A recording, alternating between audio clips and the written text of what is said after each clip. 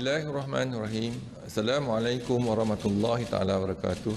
Salam sejahtera dan selamat tengah hari kepada seluruh warga Malaysia. Berdiri bersama dengan saya adalah Datuk Dr. Rohaizat, Dr. Nohayati Rusli, Datuk Dr. Chong Chi Kiong dan Dr. Hisham Shah. Kementerian Kesihatan Malaysia ingin memaklumkan bahawa terdapat 59 kes yang telah pulih dan dibenarkan discharge pada hari ini. Ini menjadikan jumlah cumulative kes yang telah pulih sepenuhnya daripada jangkitan COVID-19 dan telah dibenarkan discharge daripada ward adalah sebanyak 5,571 kes, iaitu bersamaan dengan 80.8% daripada jumlah keseluruhan kes. Sehingga 17 Mei 2020 jam 12 tengah hari, terdapat 22 kes baru yang telah dilaporkan. Oleh itu, jumlah kes positif COVID-19 di Malaysia adalah sebanyak 6,894 kes dan jumlah kes aktif dengan kebolehjangkitan COVID-19 adalah 1,210 kes. Ingin dimaklumkan bahawa daripada 22 kes baru yang dilaporkan, 5 adalah kes import yang mendapat jangkitan di luar negara. Manakala 17 kes adalah penularan tempatan di mana 9 kes adalah bukan warga negara Malaysia. Sehingga kini terdapat 13 kes positif COVID-19 yang sedang dirawat di unit rawatan rapi dan daripada jumlah tersebut 7 kes memerlukan bantuan pernafasan. Daripada maklumat terkini yang dilaporkan ke CPRC Kebangsaan, dimaklumkan bahawa tiada kes kematian berkaitan COVID-19 setakat ini. Justru jumlah cumulative kes kematian COVID-19 di Malaysia kekal sebanyak 113 kes, iaitu bersamaan dengan 1.64% daripada jumlah keseluruhan kes. Adalah dimaklumkan bahawa Kementerian Kesihatan bimbang dan khawatir melihat peningkatan pergerakan dan perjalanan individu merentas negeri, terutamanya menjelang perayaan yang bakal tiba. Seperti yang telah diumumkan oleh Yang Berhormat Menteri Kanan Kluster Keselamatan, pemeriksaan yang telah dijalankan oleh pihak polis di Raja Malaysia pada 15 Mei 2020 mendapati bahawa sebanyak 508 kenderaan telah cuba merentas negeri atas alasan mahu pulang ke kampung. Jumlah ini telah meningkat pada 16 Mei 2020 iaitu kepada 1,248 kenderaan yang cuba merentas negeri untuk pulang ke kampung. Mereka telah diarahkan berpatah balik oleh PDRM. Kementerian Kesihatan menghargai usaha dan terima kasih atas tindakan penguatkuasaan oleh PDRM bagi memastikan pematuhan masyarakat kepada syarat-syarat PKPB terus kekal tinggi. Ini penting supaya orang ramai tidak menyalahgunakan kelonggaran yang telah diberikan oleh kerajaan. Sehingga 17 Mei 2020, sebanyak 971 kes positif COVID-19 iaitu bersamaan dengan 14.1% telah mempunyai sejarah merentas negeri. Tambahan pula, sebanyak 18 kluster daripada jumlah keseluruhan 49 kluster yang pernah dicatatkan di Malaysia juga adalah berkaitan dengan aktiviti merentas negeri. 10 daripada kluster-kluster tersebut adalah masih aktif setakat kini. Kes-kes positif COVID-19 yang berkait rapat dengan aktiviti merentas negeri adalah amat membimbangkan sekiranya ia terus-menerus berlaku walaupun selepas penguatkuasaan Perintah Kawalan Pergerakan Bersyarat.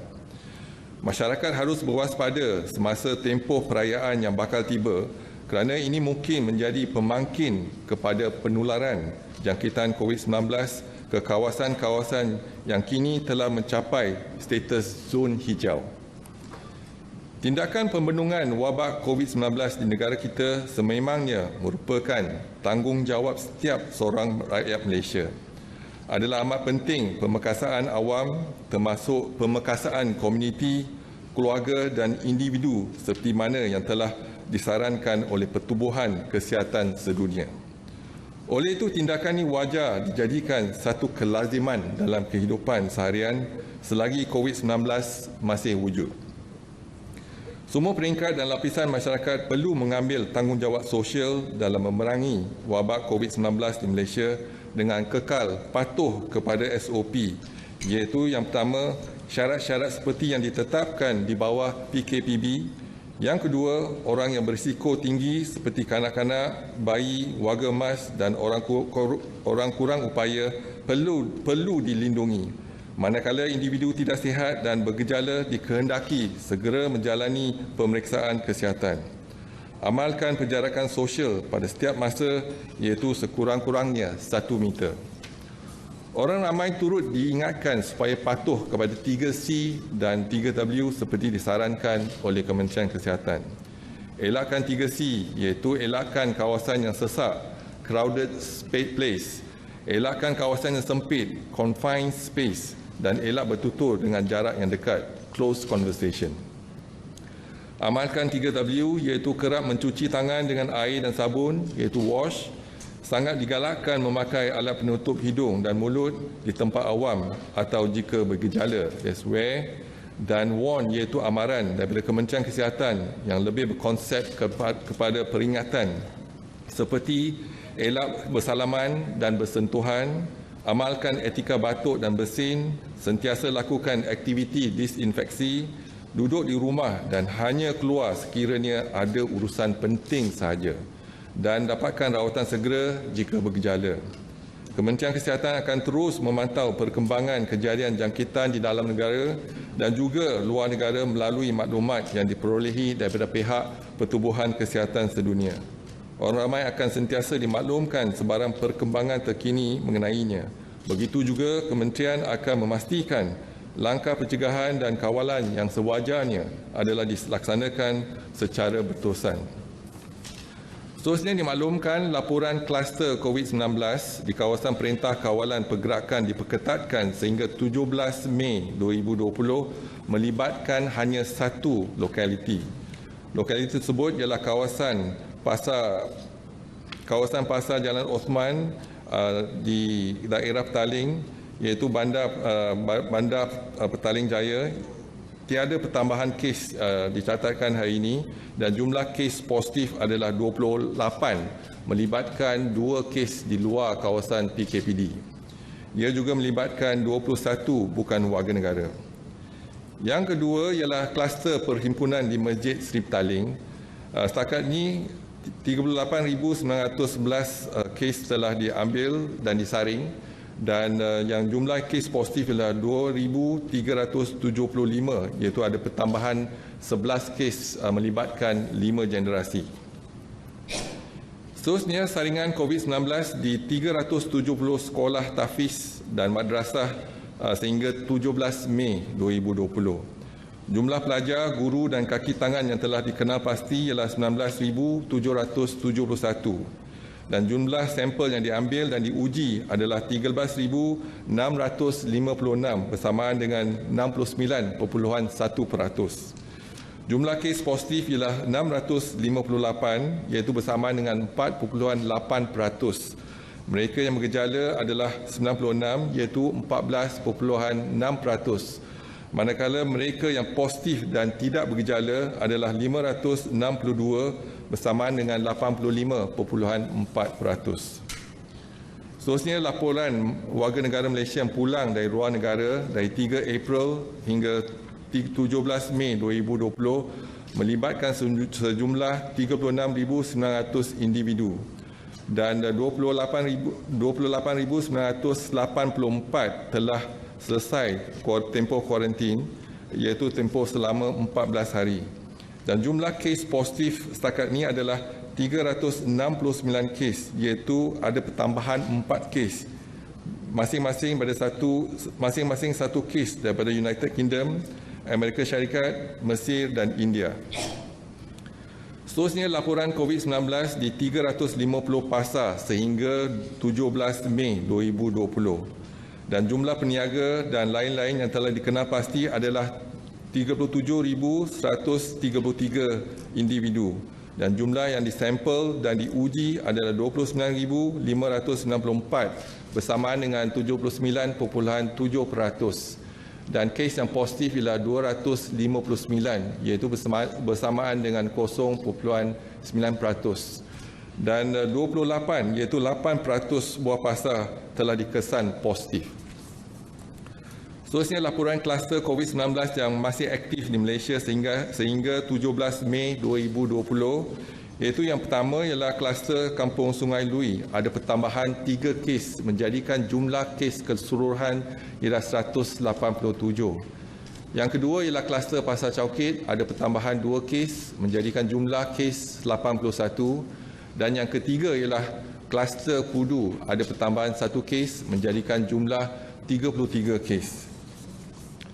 Seterusnya dimaklumkan iaitu ujian untuk bukan warga negara, saringan telah dilaksanakan untuk 26,425 dan mereka telah diuji. Yang positif adalah 1,307 bersamaan dengan 4.9%.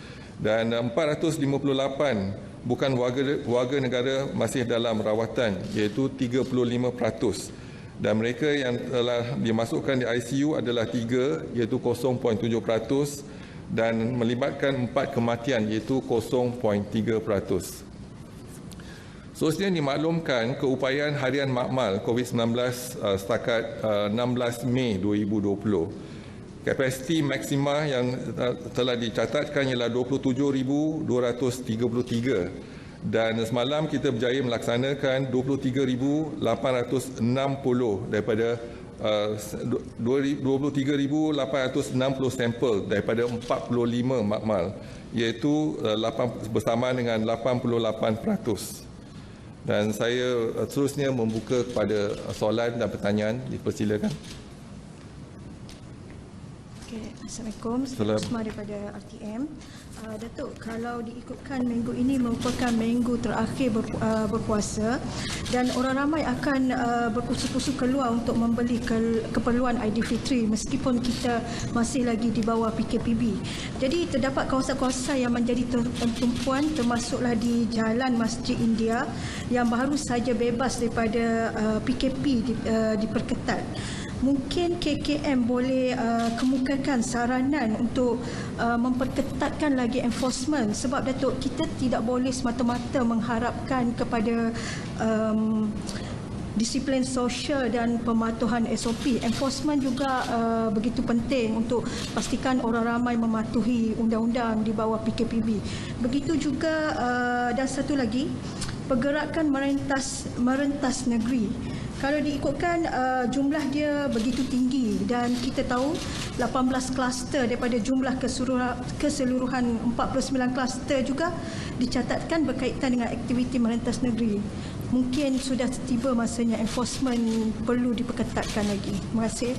Terima kasih. Jadi sekarang ni kita dah ada SOP telah dikeluarkan oleh Kementerian Kesihatan dan apa yang pasti ialah kita kena patuh kepada SOP. Dan kalau SOP tak dipatuh, jadi kita mungkin akan jalankan penguatkuasaan. Dan perkara ini kita akan bincang bersama di mesyuarat MKN. Dan tindakan ialah tindakan bersepadu, bukan hanya Kementerian Kesihatan tetapi dengan pelbagai agensi, dan melihat bagaimana kita dapat menguatkuasakan kepatuhan kepada SOP tersebut. Jadi perkara ini memang merisaukan dan membimbangkan Kementerian Kesihatan. Tetapi Kementerian Kesihatan merayu kepada setiap individu, setiap keluarga dalam masyarakat supaya patuh. Walaupun kita ada di tempat, di kedai ataupun di supermarket, pastikan kita ada SOP dan kita patuh pada SOP tersebut. Ini adalah untuk melindungi kita daripada jangkitan COVID-19 sebab kita tak nampak virus COVID ni. Jadi apa yang pasti ya, kalau kita dapat jarakkan iaitu sekurang-kurang 1 meter, jadi kita tak dijangkiti, dan juga sentiasa menggunakan hand sanitizer dan pakai mask kalau di tempat awam. Inilah saranan daripada Kementerian Kesihatan dan kita harap perkara ini dipatuhi di setiap tempat. Dan penguatkuasaan akan kita bincangkan bersama nanti di mesyuarat MKN untuk melibatkan pelbagai agensi. Yang itu pertama. Yang kedua, memang betul kalau kita lihat memang tindakan kita telah laksanakan untuk penguatkuasaan untuk merentas negeri. Jadi kita tak nak kes-kes contoh ni di wilayah Persekutuan dan juga di Selangor yang ada di zon merah. Apabila mereka pulang, besar kemungkinan mereka boleh membawa virus tersebut. Dan apa yang kita bimbang ialah kalau mereka merentas negeri, zon hijau, di negeri yang zon hijau mungkin akan juga mendapat jangkitan nanti. Jadi kita juga melihat pada pengalaman di luar negara, iaitu di Iran contohnya, apabila mereka ada perayaan dan ramai di kalangan penduduk mereka balik ke kampung dan jangkitan juga meningkat. Jadi kita pasti akan meningkat jangkitan kalau kita tak patuh pada SOP.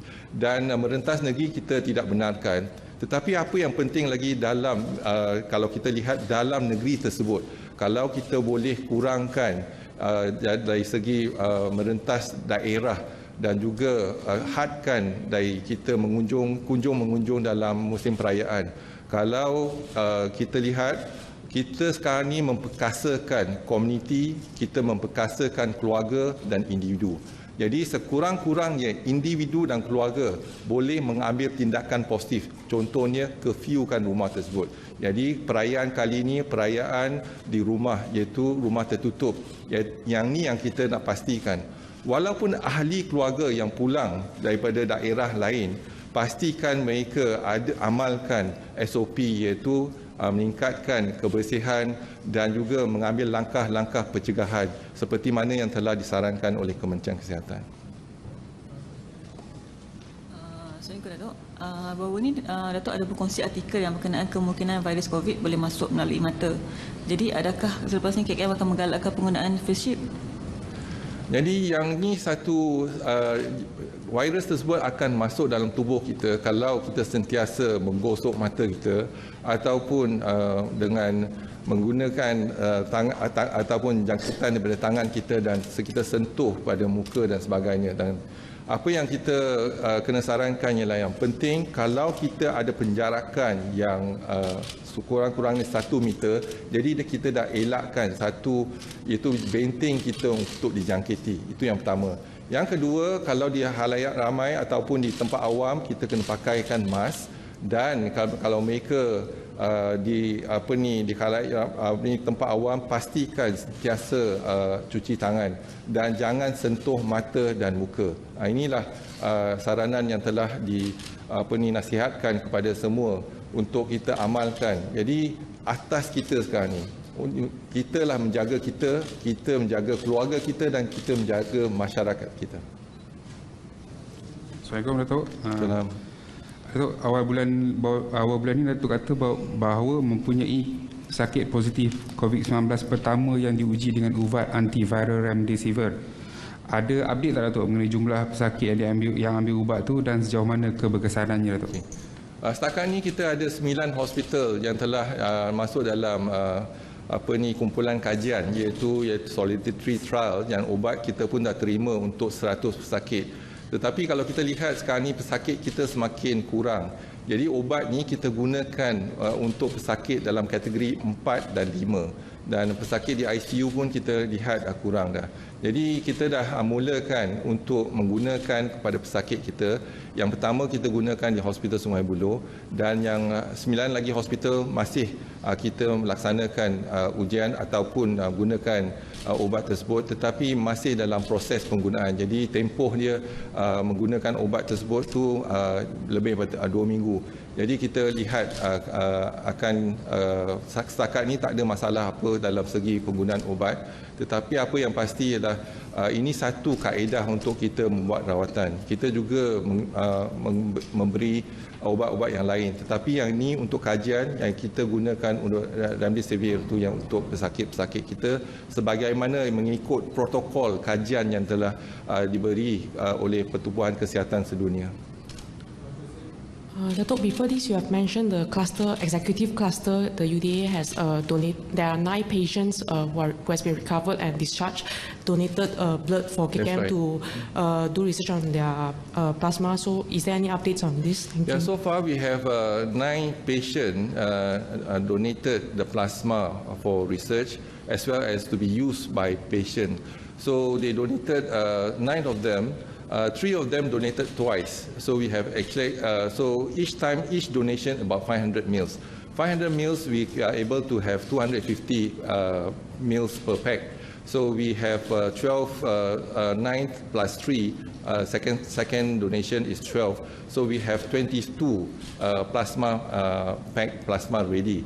So we have that in place, but we have not used it for the 22 plasma is available in our setup. If there's a need, then we will use the plasma. So we also have distributed this plasma not only in Kuala Lumpur but also to Kuching, Sarawak as well as in Sabah.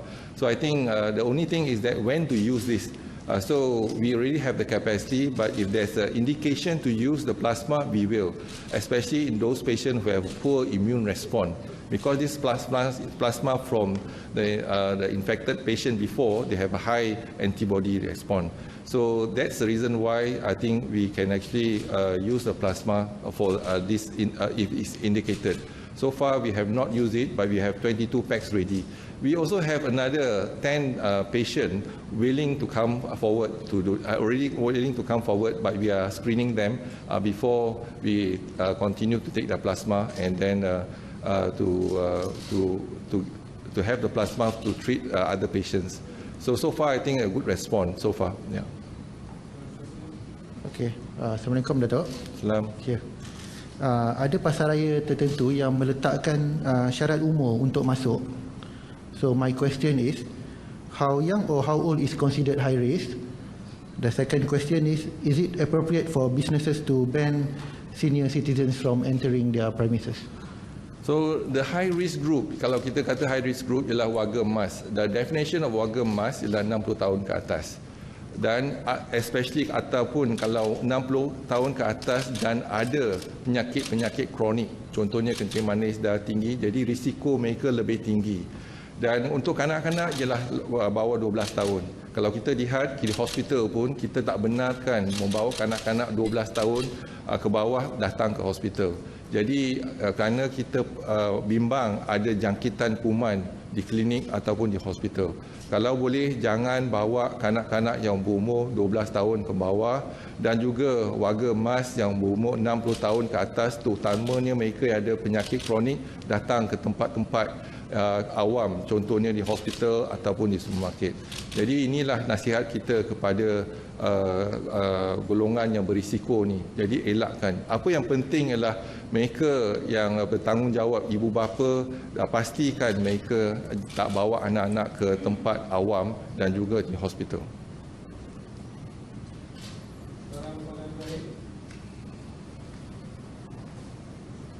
Assalamualaikum Datuk. Semalam Datuk ada mention MP, pasal MP yang dah buat saringan kan. Jadi mungkin Datuk boleh share keputusan penuh MP yang dah buat saringan. Terima kasih. Setakat ni kalau kita lihat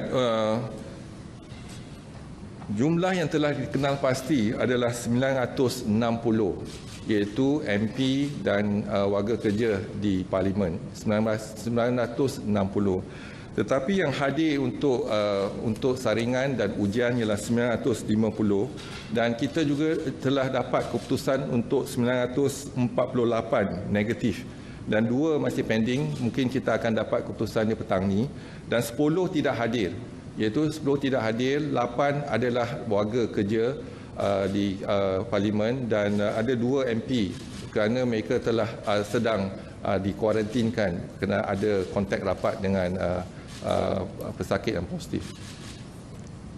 Jadi setakat ni ialah yang 2 pending tu negatif. Jadi 950 semua negatif. Jadi daripada 960 yang telah dikenal pasti, 950 adalah negatif dan 10 tak hadir untuk melaksanakan saringan termasuk 2 MP.